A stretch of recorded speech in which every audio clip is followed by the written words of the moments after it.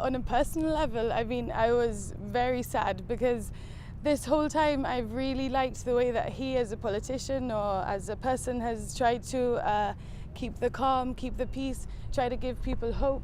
And to see his demise and his arrest, I mean, I was really sad. To tell you that I actually shed a tear, I'm not exaggerating. So yeah, it was very sad. However, I don't think that it was met by sadness by everyone. I think some people were a bit happy, and then other people were extremely, extremely angry. You're a university student. What impact do you think the situation has had over the past 6 months on young people?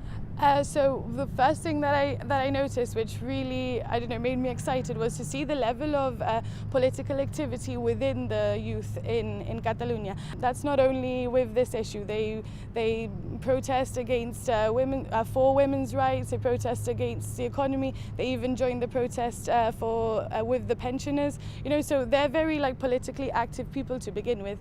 But exclusively now with this issue of independence, the youth, I think, are playing a really important role because they have been raised in schools where they've spoken Catalan language, where they have a Catalan culture, and I think that they feel that is being attacked almost now. So it's actually really interesting to see how people are mobilizing. There's a big social group now called Universitats per la República. So it's ultimately a group of students, professors, academics who are writing, who are mobilizing people to get together for the issue of independence, and not in a violent way, but in a studious way, if you want. So they're starting to talk about the real issues. So what are we fighting for? And it's not just, and that's the issue, that people think that they just want to separate, but it's not only that. They also very fond of defending culture, language, and their region. No? So it's very good or interesting to see these students come up together and mobilize.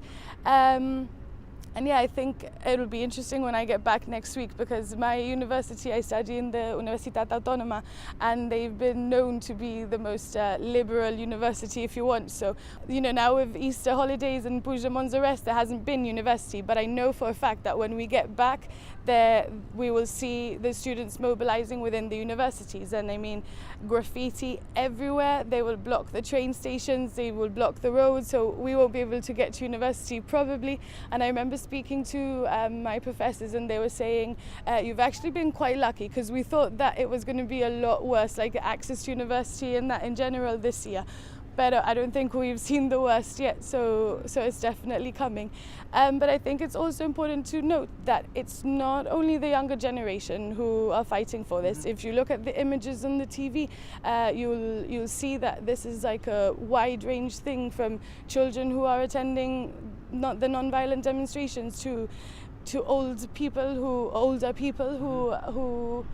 are generally just maybe tired of what they've been facing for their whole lives. Because you have to think that they've lived through a dictatorship to a new democracy, and now the current situation that they find themselves in. So I think for a lot of people, they're starting to get nervous and being like, okay, we've experienced something similar to this, or is this like the beginning of, you know, is history maybe going to start repeating itself? And I think people are wary. So definitely, you know, it's not just definitely not a student-led thing or just the young people. And I think that's why it's important as well that it's the whole. There's for at least the side that do wants to separate.